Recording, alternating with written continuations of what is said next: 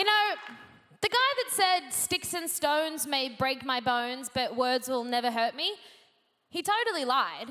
And he's kind of an idiot, right? Because I've never broken any bones from sticks. I just made mud pies and built forts with them. But the honest truth is that I have been broken. Not by sticks, not by stones, definitely, don't worry, not by mud pies. But I have been broken by words. And actually, I'd probably prefer a broken arm from a stick than a broken heart from gossip any day if I had the choice, right? But let's be honest, there is something kind of enticing about gossip, right? We like the unpredictability, we like the surprises it brings, we like that we all do it, but we pretend we don't, right?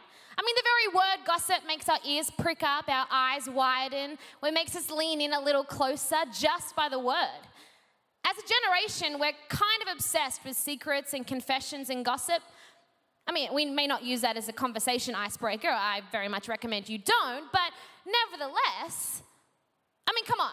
Don't pretend you weren't glued to your TV screen in the final episode revealing exactly who Gossip Girl was, right? And we take on the responsibility to find out why that really cute couple broke up just because we want to pray for them.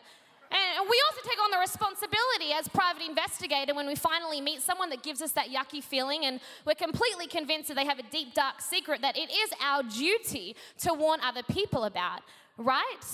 I mean, whether it's TV or magazine or the immediate world around us, they suck us in every time. Why?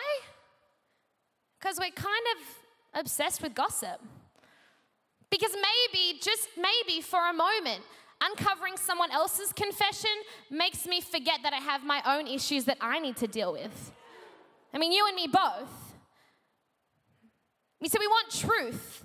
We want someone else's truth, and we want it with a side of drama, but all gossip gives us is drama with sometimes, maybe, perhaps, a little side of truth.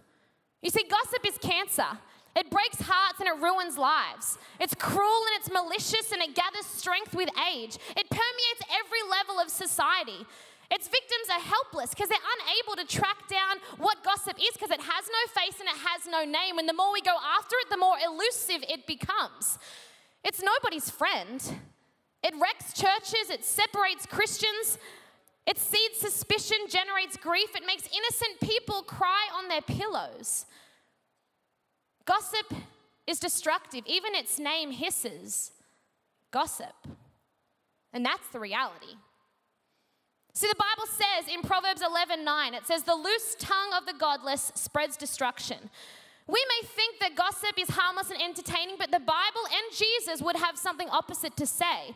See, through the Gospels, I only ever see Jesus coming to the rescue of the people that are persecuted, the people that are judged, and the people that are victims of gossip. But the perpetrators and the gossiper, he condemns them every single time. Now, John 8 is one of my favorite stories. It's about Jesus that sits with the woman that was caught in the act of adultery. And in her moment of exposure, Jesus covered her with grace. See, I have the feeling that this woman knew what it was like to be the center of gossip. Maybe that's all she ever knew. Maybe that's all you've ever known. But for the first time for this woman, perhaps ever, instead of being the center of gossip, she was the center of grace. And right there, Jesus shows us that the antidote to gossip is actually grace. The only way we can overcome gossip is through grace. And we learned that from Jesus, and he's called us to do that. And yet in our pursuit of purpose, in our search for success, we decided that we wanted to find out everybody else's stuff because it meant we weren't alone. We were going through it together. But we decided it's easier to point the finger than to extend our withered hand. And yet, what if our speech was soaked with grace rather than gossip?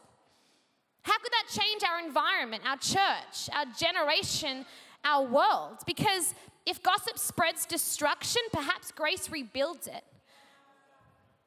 So perhaps the next time you go to say no offense before you say something mean to avoid the hurtful comment, don't.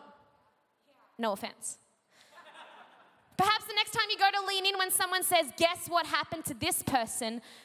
you don't lean in. Because let's be people whose speech is covered with grace. It's how I want to live. What about you?